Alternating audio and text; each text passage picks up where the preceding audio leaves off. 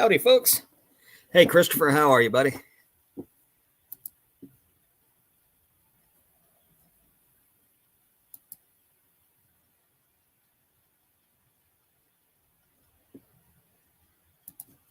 Get things set up here. Oh, I was debating even going live tonight. You know, it's right at Christmas. Everybody's busy. It's cold out here. It is currently 41 degrees in here, even with my heater on. I have been wanting to try to do the screen share thing. And I'm not really sure how to do it.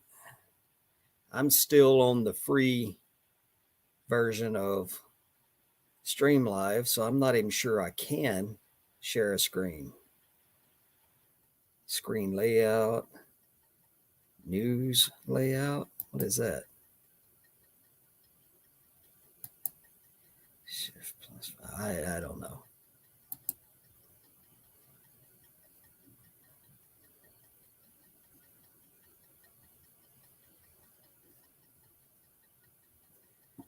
I don't think I can share a screen yet.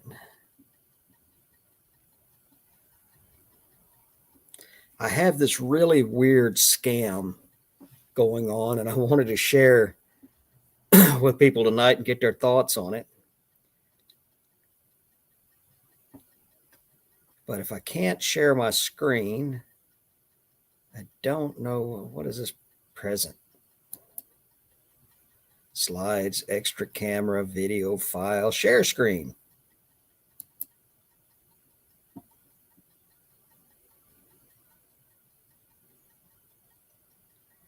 Share screen. Oh, there we go. Let's see. I still don't know if I'm doing this. Let's see what that did.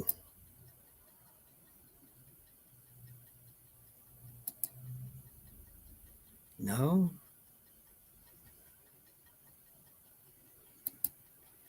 Yeah, I don't know what I'm doing. Share. Oh, there we go. Let's see what that did. Huh. Hey, Tina. Hey, Red Dirt. You came across. Yeah, brother, it's cold out here. It's 41 degrees. I've got my heater on, but it's not really doing much. I'm trying to figure out how to share a screen. So I got this mess on, and I don't know how to bring in the screen that I want to share.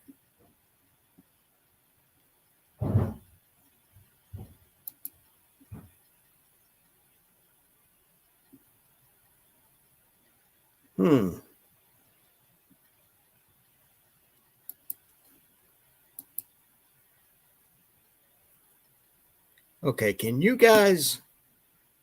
Oh, there it is. It does show. Okay, I want to show you guys this. So let me see if I can find it, because I don't have it already pulled up. So let's go to orders, paid and shipped. And I'm a pretty good ways away from my router, so it moves a little bit slow. And they no longer do this in order, so I have to go. Yeah, let's try this month and see if I can find it. Meanwhile, I will bring up another copy of eBay and then bring up my messages. We'll get back to those messages here in a minute. Oh, I got a couple of more positive feedback. Cool. All right, guys. So what it is, a couple of weeks back, I sold a watch for $400. It's an old Omega wristwatch, a quartz dress watch. And I took an offer for $400. Well, instantly the buyer sends me a message telling me the address was wrong. Could I ship it to another address? And they're in Canada. I was like, no, can't do that. So it's not there. So we have to go to last month. So I told him, so look, you're going to have to either take it up with eBay or you're going to have to fix it on your end and get back to me. This was on a Friday.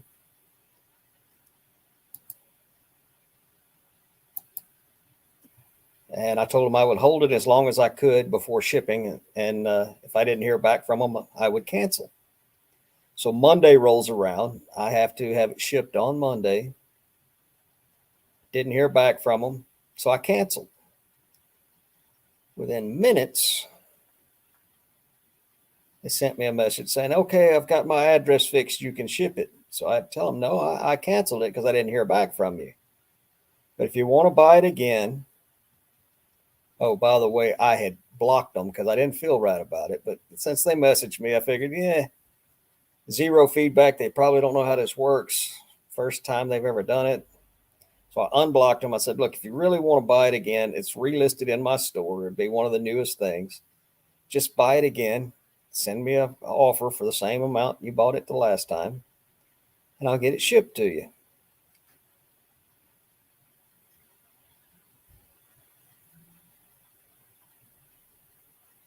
Anyway, a day goes by, and he buys it again. And again, he immediately sends me a message saying, hey, just make sure it goes to this address. Look, I told you the last time, I have no control over where it gets shipped because I'm shipping it to eBay. You know what? Let's go right here. Boom. Right there. Here's the first message. I just bought this watch. Shipping address is wrong. Blah, blah, blah. And there is the original.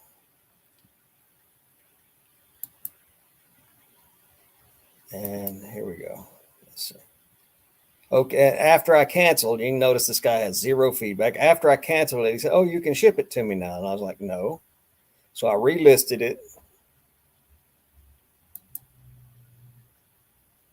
And he buys it again.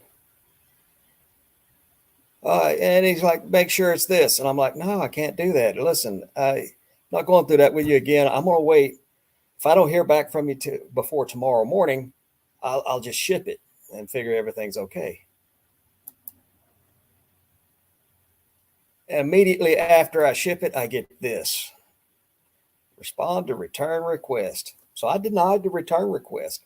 I mean, this was minutes after the shipping number went live.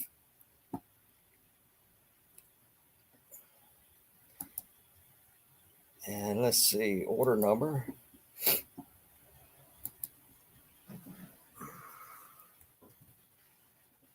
Oh, wait a minute.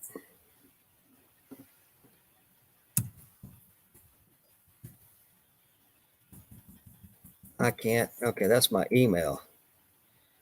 Why are they doing this to me?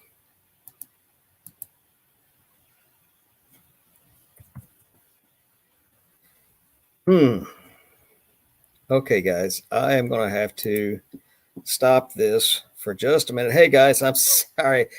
I'll say hi to everybody here in just a minute. I'm going to have to stop screen share for just a minute while I sign in.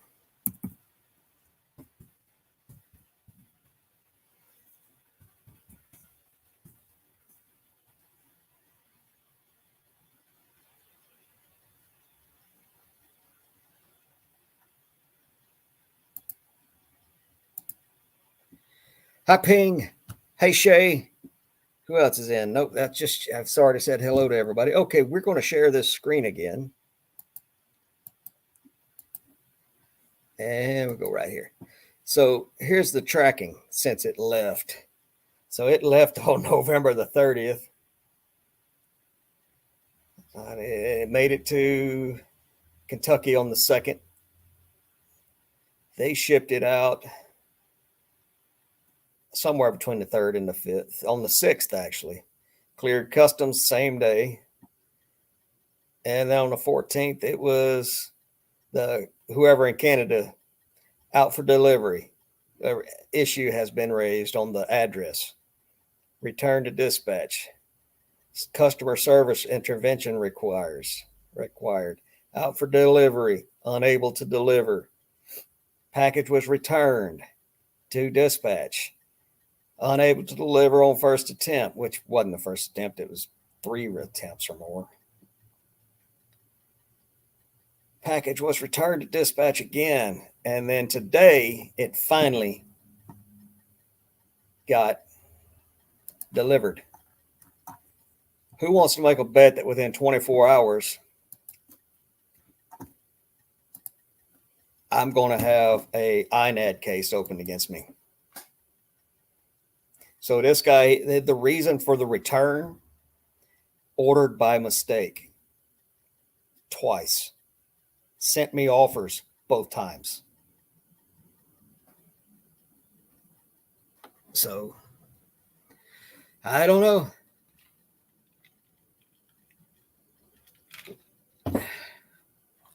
Yeah, it just sounds like a big scam to me. Excuse me for just a second, folks.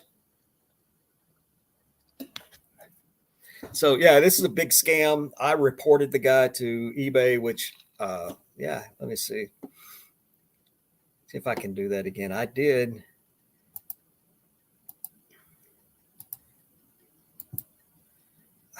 Let's see. Oh, that's order details. That mess again.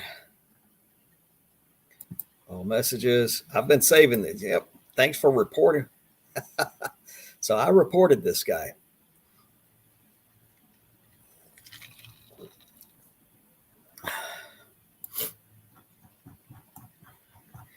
Let's just for giggles go look and see what these 2 brand new.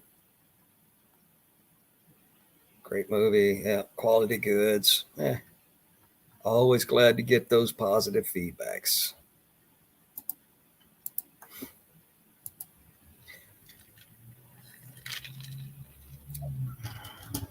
Yeah, well, Tina, that's exactly what I use as GSP. I will not ship international, especially with my expensive watches. I will not ship international any other way than GSP. Because once it makes it to Kentucky, my hands are free and clear, with the exception of an INAD, item not as described. Then they expect me to pay the return shipping, which is going to be a fortune.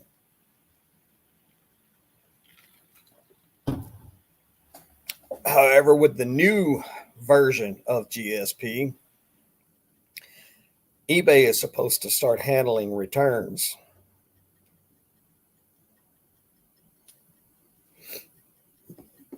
Has anybody else ever run into something like this? Yeah, I don't care about selling more. I care more about avoiding scammers.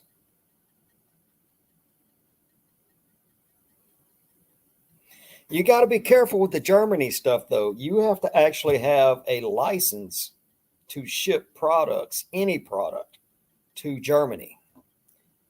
And you can actually get in trouble by shipping things to Germany, GSP or whatever. I think it's called Lucid. You have to go sign up, pay a fee, provide a bunch of information, and they will give you a license to ship product to Germany. So quite honestly, I would put that on my exclusion list. Excuse me, folks. I got to take these things off. Hello. I can't tell if I got this thing turned off or not. I think I do. Oh. Oh, there you go. I'm not giving somebody in Germany any information about me at all. I don't care about shipping, whether or not I ship anything to Germany.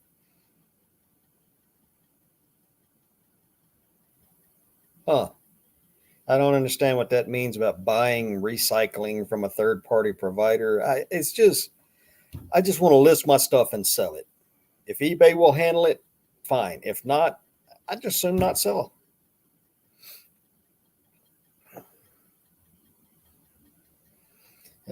And I've done a lot of international shipping in the past, but I'm not doing it with eBay.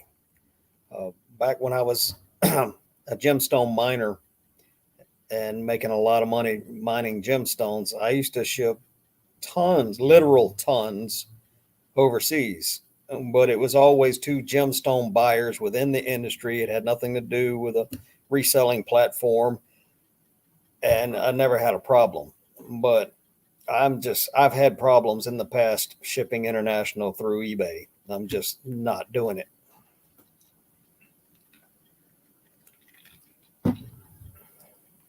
You got to pay to get rid of the packaging? No, not doing it.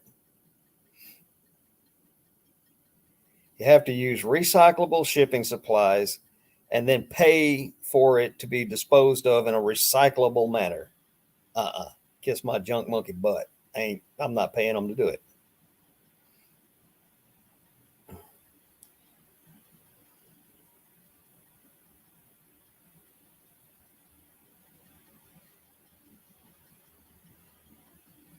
Here's the deal.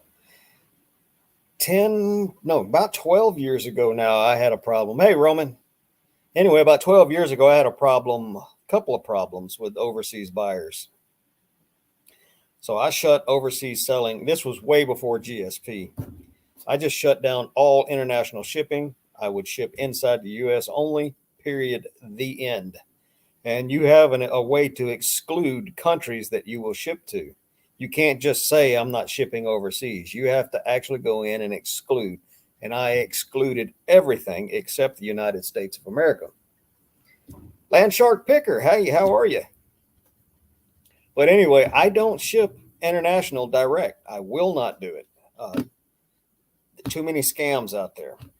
With me being a antique, vintage, and luxury watch seller, those are the number one targets for the scammers, and it's just not worth the risk to me. I'm not selling a five, six, $7,000 watch, shipping it overseas just for them to open a case. I get forced to refund the money, or the money just gets taken from me. Then they end up with the watch and the money. Not going to happen.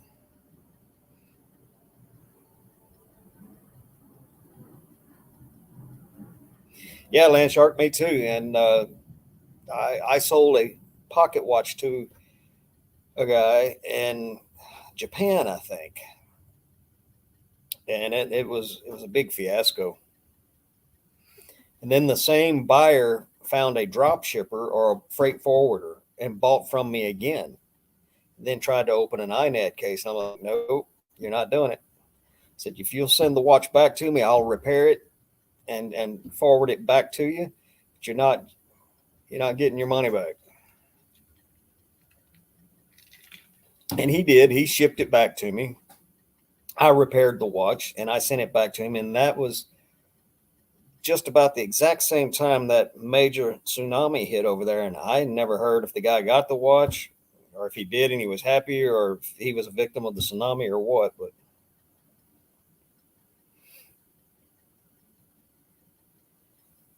But yeah, international shipping, if it was printer ink or something silly, it wouldn't be that big a deal to me. But even that kind of stuff, the headache that you have to put up with on a return is not worth it.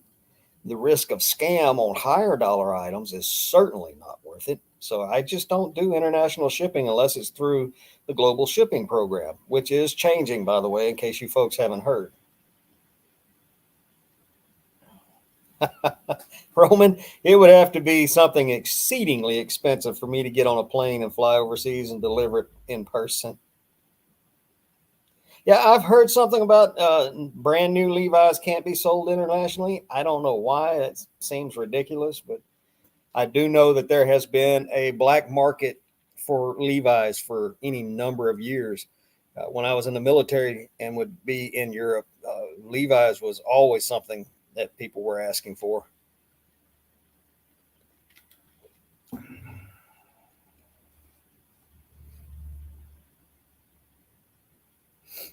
Yeah, I'm just not, I don't like the idea of paying for recycling. Recycled materials are commodities. It's no different than taking your aluminum cans or your bottles in. You get paid for that stuff. I'm not going to pay somebody to take something they're going to turn around and sell for more, even more money. I'm not doing it. It's a scam, and I don't want to participate.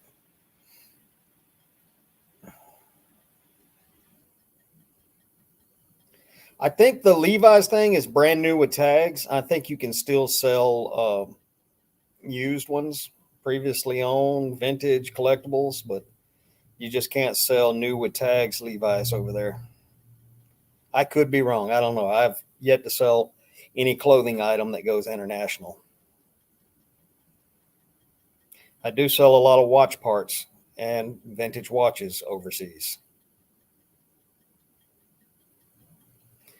Tina, you may want to look into that. Like I said, I could be wrong.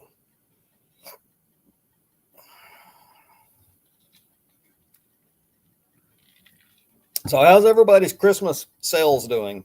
Mine, I was up 80 something percent. Then one of my big sales fell off, and now I'm slightly down.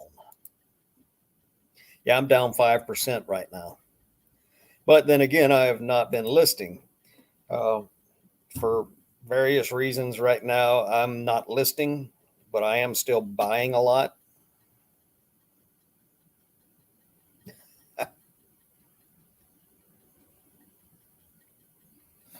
Yeah, my year is actually up.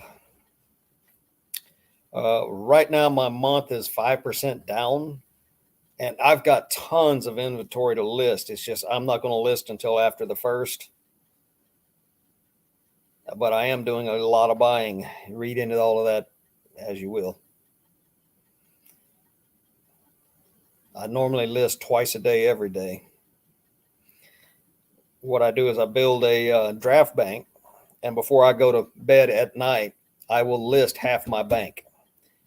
Uh, that the number that I list, I'll cut that number in half. The first half of it is the most expensive items I have drafted. Then the second half are the oldest. And the following morning, when I get up, one of the very first things I do is whatever's left in my drafted bank, I will again list half of it. Again, starting the first half of those listings will be the most expensive that I have drafted, and then the second half will be the oldest. That way, I don't have any drafts that end up getting deleted for being too old, and all my better items are the first things to get listed.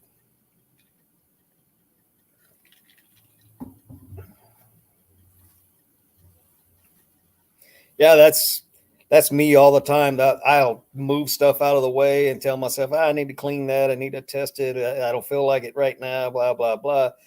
And next thing I know, months will go by, and then I'll finally list it, and it'll sell within an hour or two.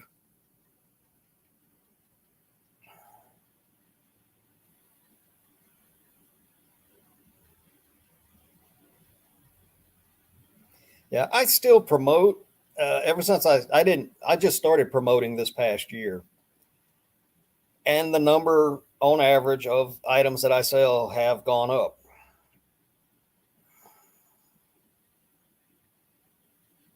And speaking of finding stuff, I just found an IKEA bag full of clothing items that's been in here for God knows how long. I got to get those clean and ready to list.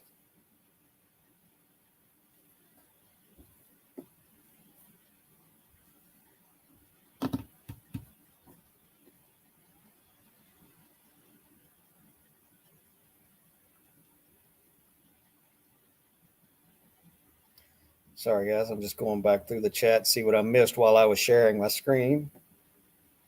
Shay, are you still in here?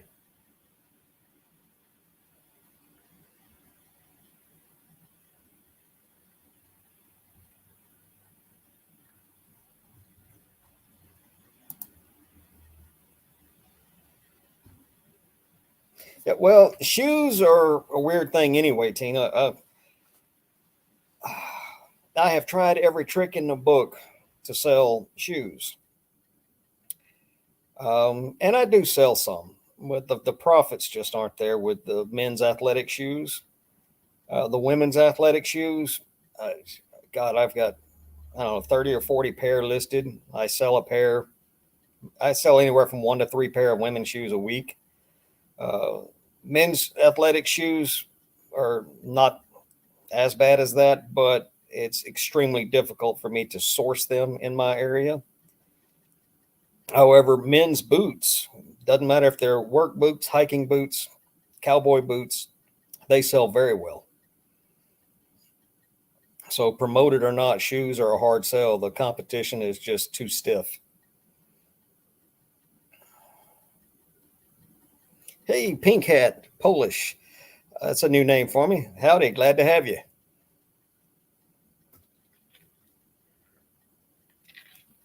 I don't do or haven't done any pre-recorded videos in several years, and then it wasn't about reselling. However, this coming year I will be doing pre-recorded things and a bunch of how-to videos, mostly the thrifting videos and stuff. There's lots of content like that. I don't know how much of that I'm going to get into, but I will be doing some. Justin boots are good. Speaking of boots, that's going to be one of the videos that I produce, is going to be about how to refurbish a pair of boots or leather shoes of any kind, really.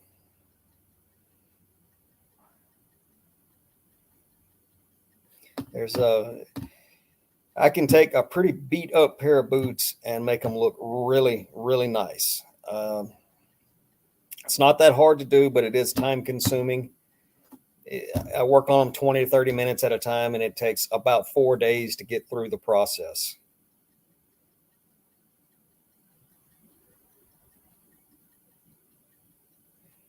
Oh, okay.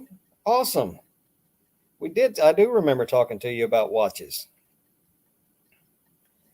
That's something else I've been doing recently, is trying to get quite a few watches refurbished and rebuilt and ready for resale. Since I'm not listing anything right now, I am trying to get things ready to list for when the first rolls around. Including, let's see, I did this one today. This one is an old Benris, what we call field watch. During World War II, the wristwatch really took off, and everybody had one that was in the military, and they grew accustomed to them, and they wanted to wear a watch when they got out, and they wanted something they were familiar with. So the watch companies come up with watches that were similar to the military watches, and I've got it upside down. So there it is. So it's got the little minute track going all around. It's got a center sweep second hand, and it's manual wind stainless steel watch. These are very popular with collectors, Benris being pretty far up the list. So if you're out there and you find old Benris watches, they can be worth picking up depending on the price. Now, since I'm a watchmaker and I can refurbish and rehab these things, I can get a little bit more than you probably can. But as long as it's ticking and it's all there, if you can pick these things up for $5 or $10, you can get anywhere from $25 to $50 on average. Some a little more, some not even worth picking up, but it's can be pretty good money. So comp them out. And comping watches out can be a little bit tricky because the slightest detail is what separates a $20 or $30 watch from a $200 or $300 watch. And let's see what else. I did another watch today. It's ready to be put back together. It's still on the bench. And the one that I did yesterday is on my wrist. This one is another military style watch, but this one is from World War II, not pre. This is wartime, not post-war time. And but anyway, where did my cheater go? There we go.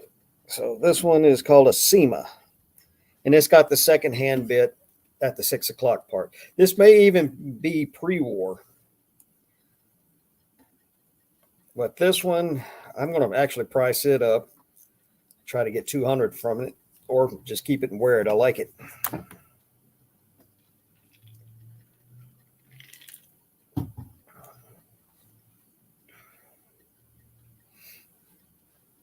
It would be 21 jewel or 17 jewel. Not many 18 jewel watches were ever made in the pocket watches.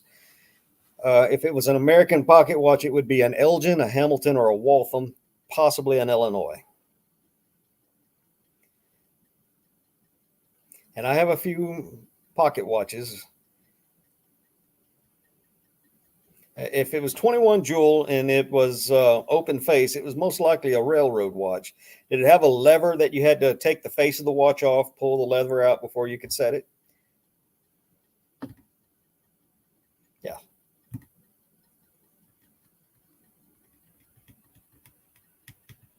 Elgin pocket watches are some of my favorite. That was the watch that got me started. I inherited my great-grandfather's Elgin pocket watch. Ooh, rose golds are always nice.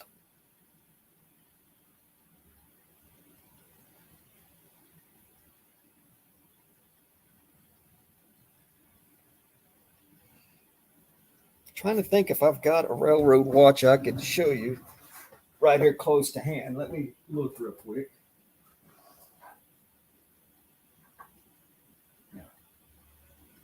I think this one is. All right, well, this watch is an Elgin, and it is railroad grade, but being that it's in the case that it is in, it is not railroad approved. It had to be this size watch, open face, which means you didn't have to open a lid to see it. It has to have a plain white dial with Arabic numerals, and it had to be what we call lever set, which means you would have to open the face of the watch, and then right here, boom, there's a little lever that you'd have to pull out before you could change the times. And the reasoning behind that was everybody who ever carried a pocket watch would fiddle with the winding stem while it was in their pocket. They're bored, they're standing around, they reach in their pocket and they fiddle. It was the fidget toy of the early 1900s, late 1800s. And occasionally that stem would pop up into the set position. It would change the time on their watch and they wouldn't know it, which was a very big problem because if you were in charge of anything that had anything to do with official timekeeping and you lost track of time, you could cause two trains to collide. And that happened quite a bit, which is why they came up with the railroad standard, which included lever sets. What had happened was in 1892, a mail train had a head-on collision with a passenger train, and it killed like 130 something people. Plus there was a big payroll on board. Plus there was a USPS car on the rail, and a lot of mail got lost or destroyed.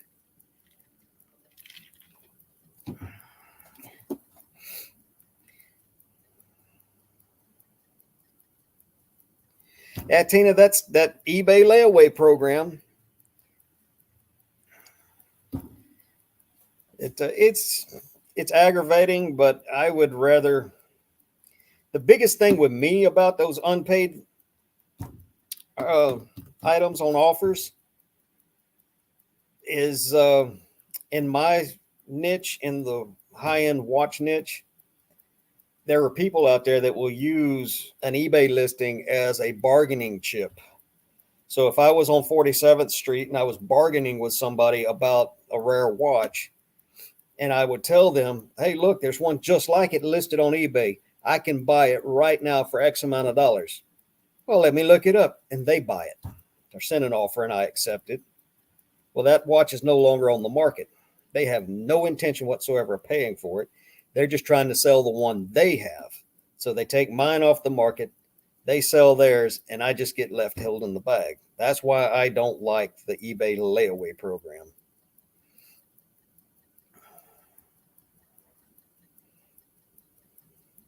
It is still optional. They said they were going to start forcing some buyers to provide the payment method before they send or receive an offer or accept an offer. But they never said who. I've had people that were well-established buyers that had to pay. I've had brand new people who didn't have to pay. So there's no rhyme or reason on who they're making pay up. So I don't know. They can't say that they're working on it. There's no way they don't know how to make this happen. I mean, it's pretty standard with all e-commerce sites. If you commit to buy, you have to pay. It's just simple.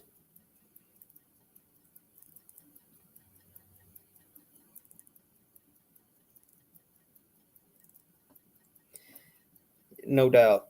That's what we're talking about, Land Shark. Is if you're going to enter into a negotiation on eBay, as soon as that negotiating is over and you commit to buy, you should have to pay. I mean, period. The instant the offer is accepted on either end, you should have to pay. Period.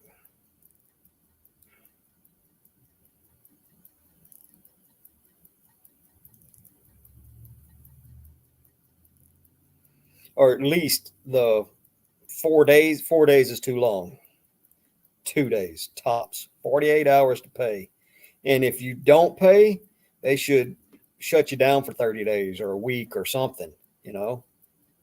Now, when a seller gets in trouble, we're not able to do anything for a minimum of 3 days, sometimes longer. So, if they're not going to hold these buyers up to the same standard that they hold their sellers up to, it's really not all that fair.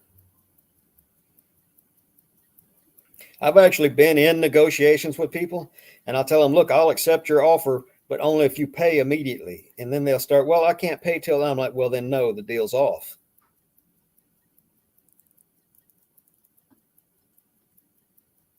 I know. It always, I never offer anybody money for something if I'm not able to give them the money that I've just offered. If you don't have it, then you shouldn't offer it. I mean, that's just the way the world works.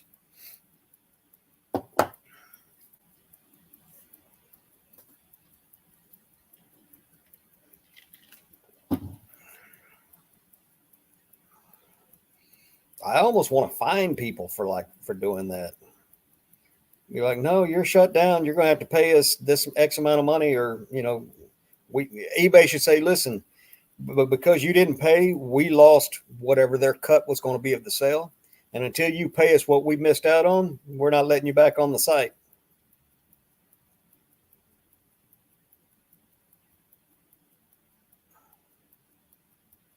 Yeah. Yeah, Tina, that's true. However, on mine, I've got my preferences set up to where if you have 2 items on your history within the last 6 months, you can't even look at my listed items. Or you might be able to see them, but you won't be able to buy them.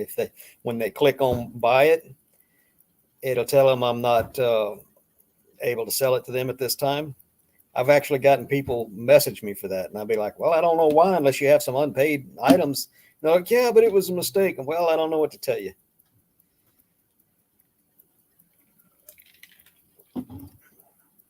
I don't understand it either.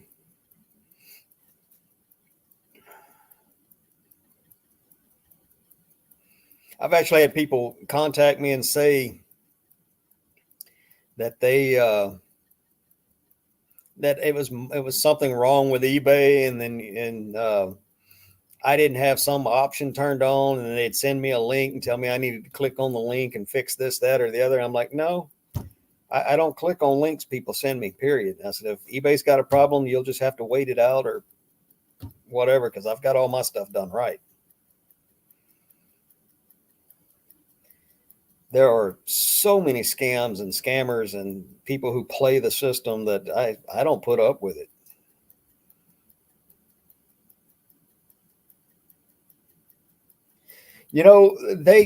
I'm not sure they were the original. I just think they were the first ones to outgrow everybody else, because at the same time I opened my first eBay account back in 1997, I also opened up a Yahoo Auctions account. I would buy on Yahoo Auctions and then flip it on eBay. And then eBay went international and got big, and Yahoo Auctions and a couple other sites couldn't keep up, and they just shut down.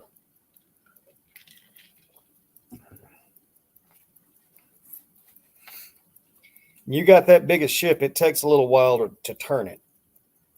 But when it comes to their money, they seem to be able to make changes pretty damn quick. What gets me is all the changes they make for no reason. Like the new listing tool. It's no better than the old listing tool. But God knows how many people were paid for months and months and months, if not years, to come up with it. Just to change the look of something. It was not made better, was not made easier, was not made faster. They could have spent the same amount of time and effort fixing the pay it now problem.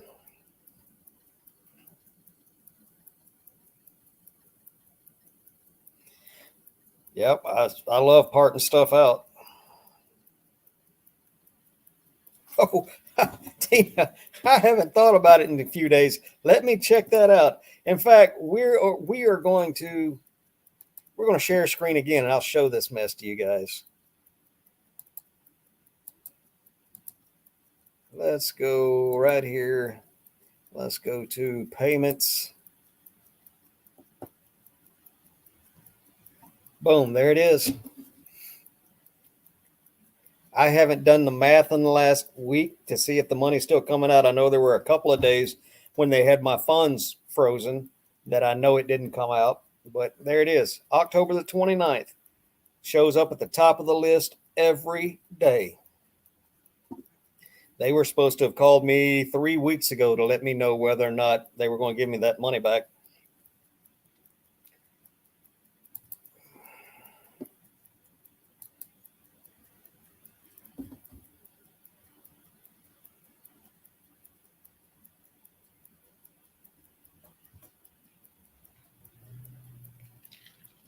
You know, I was selling watches for many years. I did it on auction only. And I used to get people to try to get me to end the auction early. And I used to do it on occasion, depending on how broke I was and how bad I needed the money. But I learned that a lot of times if I would put something up and people started sending me those requests to end it early, that was a sure sign that it was worth more than what they were offering me. So I stopped ending listings early.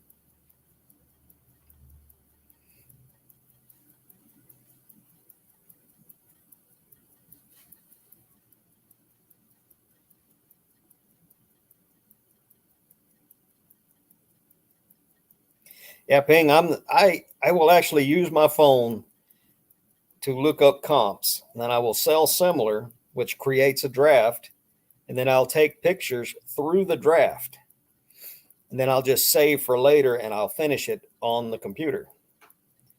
I've tried listing straight from the phone, and I just don't like it. I don't know why they couldn't work on the mobile app and leave the desktop version alone, but I figured that's what you meant, Ping.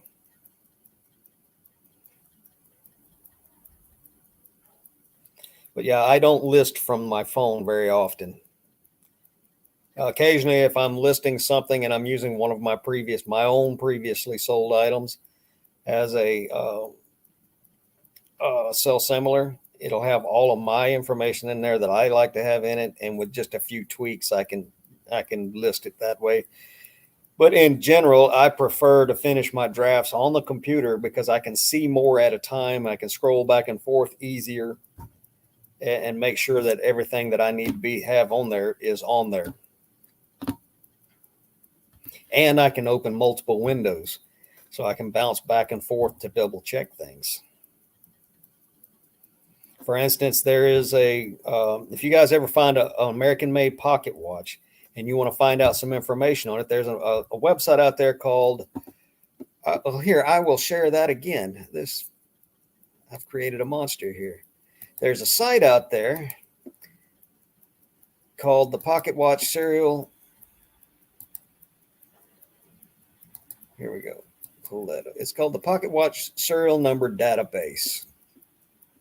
So it's just pocketwatchdatabase.com. And what you'd do is you'd come right here and you'd say Illinois, and then you'd put in the number. Well, tell you what, let's look up this Elgin that I have right now. Excuse me while I get some eyeballs. And excuse my madman hair. My barber's been closed for months. So let's go right here and let's scroll up, pick Elgin. And we'll come in here and type in, if I can get this watch open.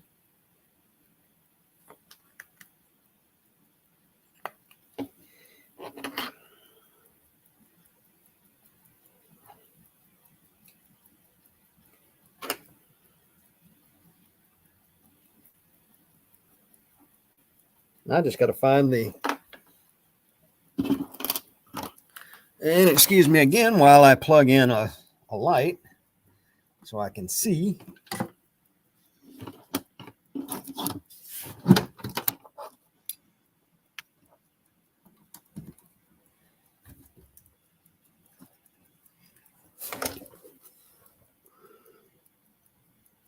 There it is.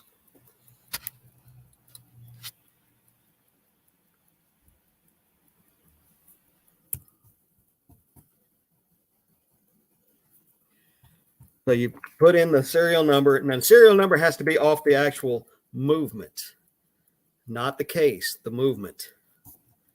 And you hit search. It'll bring up everything you need to know. This is a grade 270. It was made in 1904. It'll give you the model number, how many were made. So, you know, if I'm working with my drafts and I need to double check any of the information, I can just go here and look up everything that I need to know about it. And if you pay for the membership, you can actually see what they've been selling for as far as this website knows.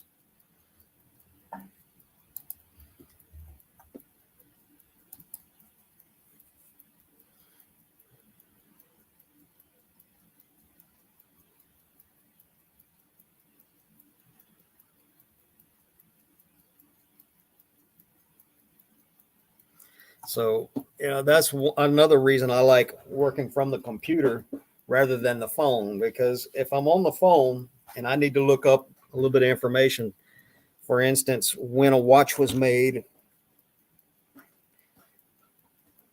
or what grade it is or anything like that, I can bounce back and forth between open windows and get the information I need to fill out the item specifics or to plug in something in the description. That website is called the Pocket Watch. Here we go again. It's called pocketwatchdatabase.com. Now, that's only good for American-made pocket watches or older watch, American-made watches, probably from about 1960 and back. So if it's any newer than that, it will not be in here.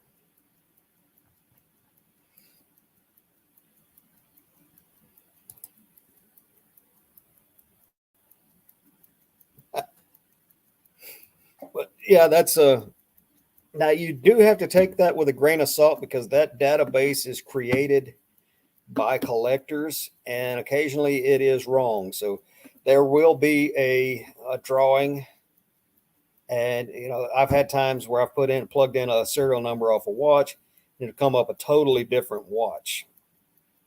And they always ask for corrections. There's a thing in there where they'll ask you if the information you got from your search was correct, and you can help them dial in their website. But it's a pretty good, you know, it's sort of like the, oh Lord, what's that?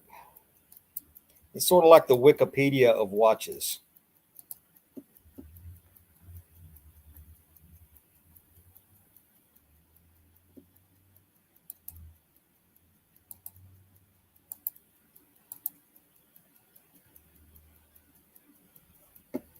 Let's send out an offer. Oh, yeah. I have a Armani statuette, porcelain statuette. I've had listed for a pretty good while. They're fairly expensive. They're normally in the 150 to or so price range, but they do not sell very quick. Right now, I've got it on sale for like $89 or something.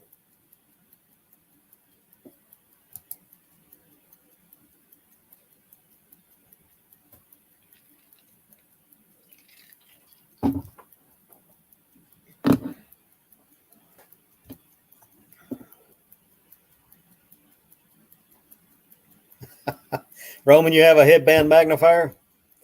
I have like 4 different sets of those things. They come with a lot of different lenses, but it's a pain in the butt to swap out the lenses. And a lot of times, what I'll do on those lenses is I will go and get some really small screws and nuts because the little plastic snap clips are bad about wearing out and popping off. So I bolt them on. Believe it or not, when I first started working on watches, I didn't use any magnification.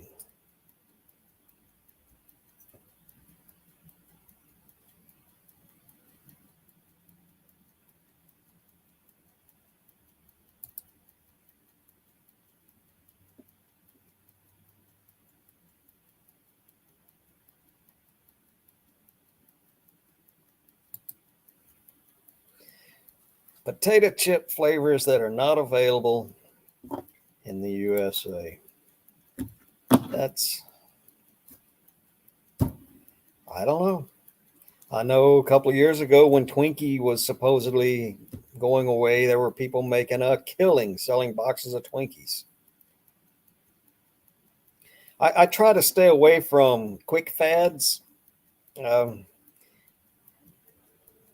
but quick fads or fashion things have been in the watch and jewelry industry since time began. And fads you can make a lot of money at. You have to buy in big, you have to buy in early, sell like crazy, and then get out before they go out of fashion.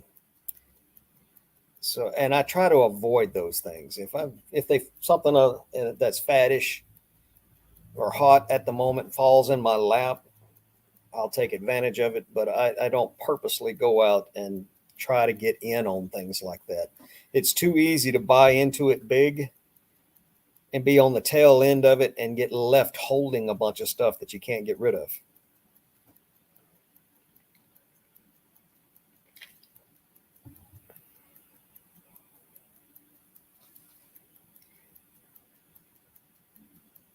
It seems like every couple of years there's some new fashion in the jewelry industry that's cheap and is huge, and people make big money on it. Orbis rings, power beads, the little sterling silver angel children bracelet thingies. There's always the little Italian bracelets with interchangeable links on them. All that stuff, they come in on fire, just hot, hot, hot.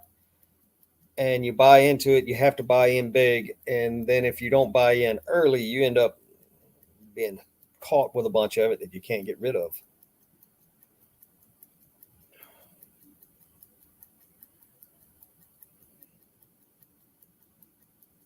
Yeah, Tina.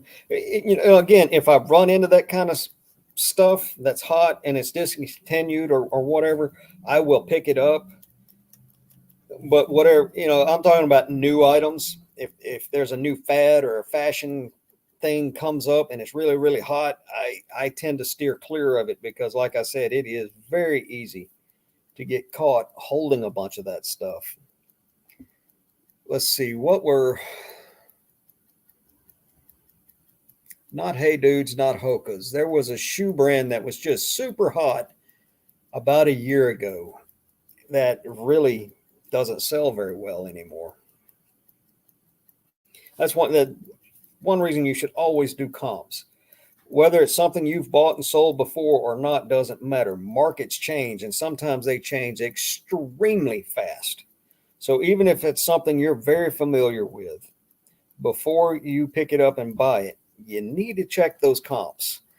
Uh, and here's a little tip for you: you're in a thrift store or something, don't comp as you go. Load that cart up. Go find a corner in a secluded area of the store. Do your comps on everything at once. Yeah, Hokas have dropped. I've got 3 or 4 pair I need to list right now. I need to be cleaned, and right now in this weather, I don't like cleaning. But I've even passed up on several pair of Hokas lately because they were just too beat up. 6 months ago, it didn't matter how beat up a pair of Hokas were; they would still sell for good money. And now, if they're really beat up, they're only bringing $35 tops. So, if the thrift store is charging 15 to 20 for them and they're only selling for 30 to 35, they're not worth buying. I'll let somebody else grab them beat up nasty things and make $5 if even that. Thank you, Tina. How many people are in here tonight? Let's see. At the moment, we have 8 people watching.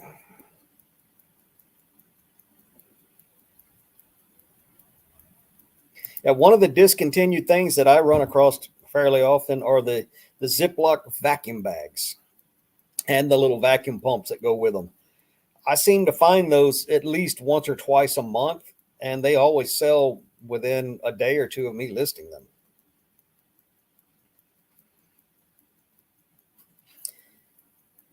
Well, Ping, that makes sense because one of the people watching is me.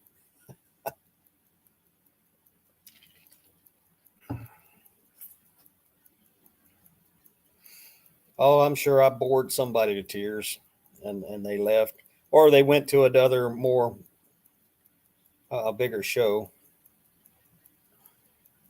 I'm still learning about this stuff. I got to get my lighting right. I've got to get better camera and a microphone, and I've got to start putting out content. I just do this basically because I enjoy hanging out with you guys. And I picked Wednesday nights because at the time I picked it, there weren't any other shows going on Wednesday nights. Yeah, Roman, I'm the same way. I will. And the reason behind that is you're not the only reseller in an area, or you rarely are ever the only one. And if you're standing there with your thumbs looking at your screen on your phone, you're standing there. Somebody else is going to go around you, get in front of you, and you're going to miss out. Not that I don't worry about what somebody else gets or what I miss, but I'm not going to do something that'll keep me from getting it before somebody else, if that makes sense. Go through, hit all your regular areas, load that card up, go off to the corner somewhere, go through it, get rid of the stuff you don't want to buy, and then go back through a little slower and see if you missed anything.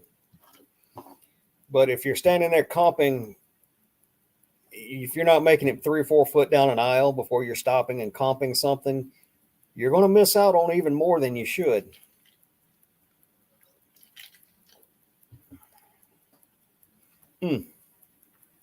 Well, Roman, you're better than me. When anything of mine breaks down, I just smash it real good with a sledgehammer and throw it away.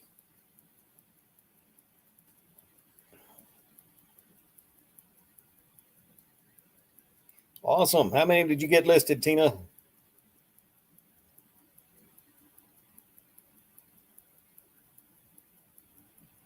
I'm going to tell y'all, it's been hard not listing the past couple of weeks.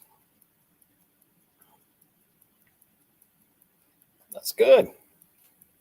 Did you save any drafts for tomorrow?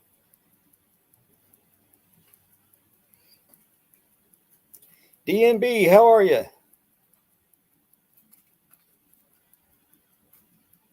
Glad to see you.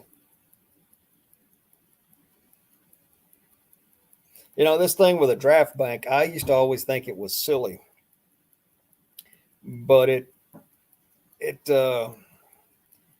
helps you feed the beast on a daily basis. I've always thought that if you've got it and you've got it drafted and you've got the draft ready to go, it's not selling as a draft. You need to make it go live. However, tomorrow rolls around, things happen, life happens, you don't get anything listed. There's no fresh eyes on your listings since the day before. A lot of times people, when they're searching through eBay and they see one or two items that you've listed because you're listing a lot of stuff, they'll let me go see what else this guy's got. If you didn't list that day, the type of people who do that aren't seeing anything from you.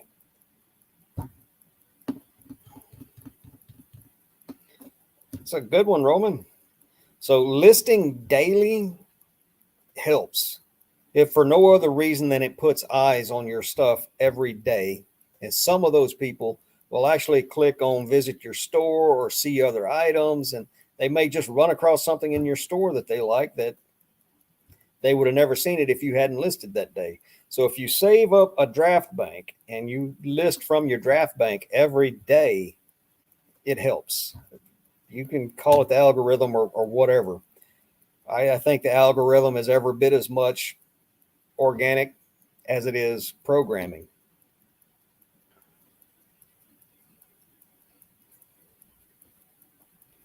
A lot of times I'll make a draft for something. If I find something, like for instance, I have a commercial coffee maker that I just found the other day. When I looked it up in the thrift, I think I paid $25 for it. For parts, it sells for 400 and it works great. And Google is saying that used ones are selling for 600 if they're working. So I got a $600 thing. So I found the one single comp for it. So I just went ahead and hit sold similar and created a draft and sold it. Hey, Chris, how are you?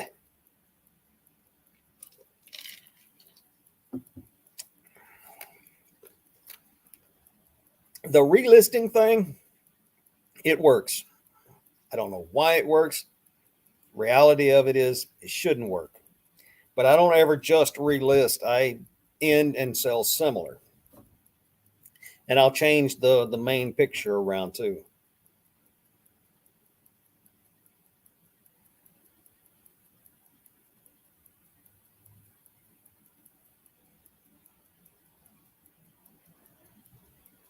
Chris, are you still going live from the bins on Whatnot?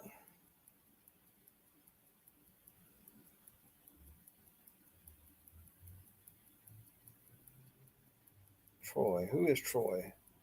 What am I missing out on here?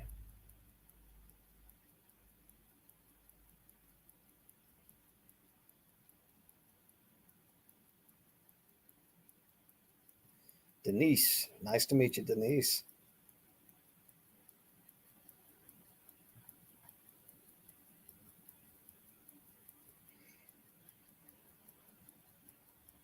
Awesome.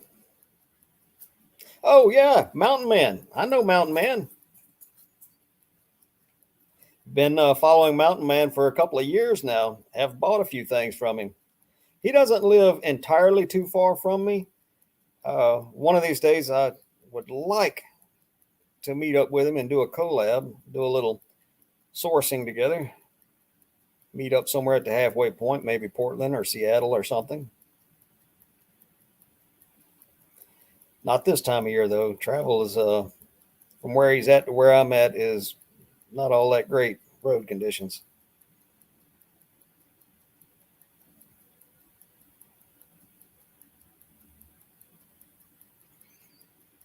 Yeah, Chris, I wish my bins were even half as good as yours, man.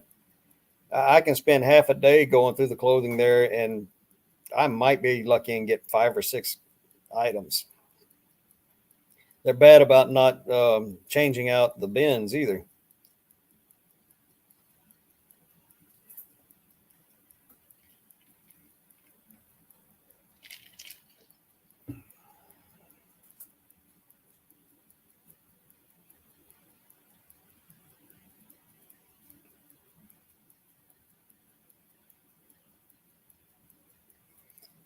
Sorry, guys. I'm reading the chat trying to get caught up.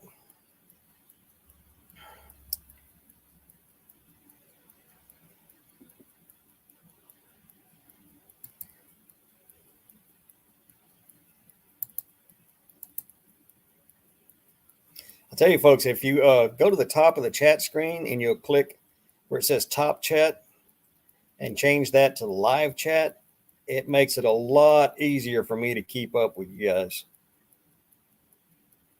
Ooh, 18 in Houston. That is going to suck.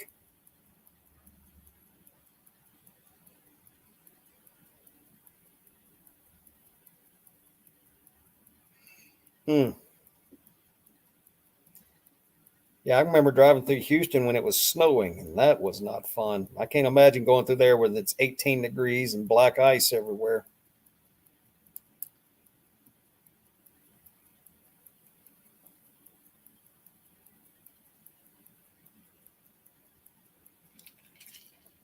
Whatnot can be very dangerous. It's very addicting. You can go in there and say, I'm just going to buy one or two things. And then next thing you know, you spent $300.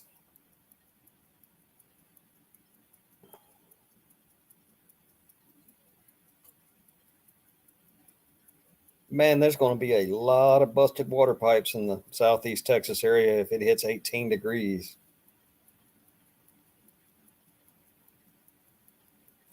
Leave all your faucets dripping.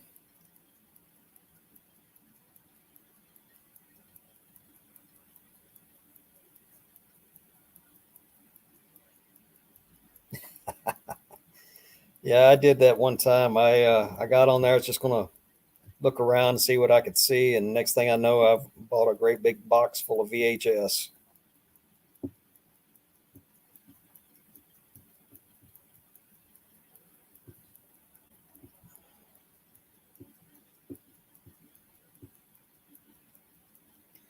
Let's see. Yeah, currently it's still only 41 degrees here, which is better. For the past week, it's been in the 20s and 30s, which is another reason I haven't been out here listing much. That little heater over my shoulder back there is, I guess it does okay, but this is a pretty big shop.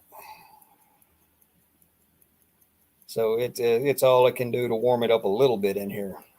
Speaking of which, I've got a little electric heater on the floor, sitting here with my feet freezing because I forgot to turn that stupid thing on.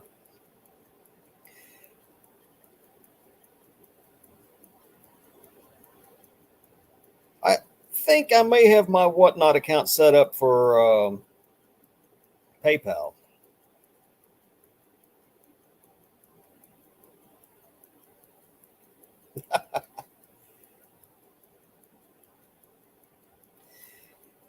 Yes, Roman, it does. And I don't have any.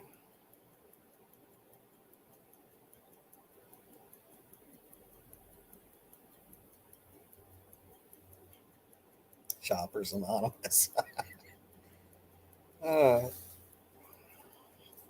I I like the idea of Whatnot to a degree, but as a platform for me personally to sell on, it's really, I'm not set up to be able to do it at the moment.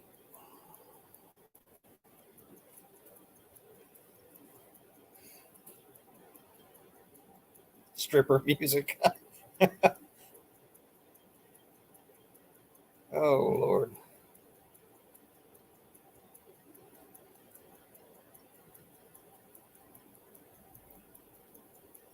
Well, folks, it is cold out here, and we've been on for an hour. So I think I'm going to call it a night. I appreciate everybody that came in tonight. Glad you guys stuck with me while I was trying to figure out how to share a screen. That's going to make future shows even better. So we're going to call it a night right here. I'm going to turn these heaters off that aren't doing much good, and I'm going to call it a night. So we will see you guys next week right back here at same time on Wednesday night.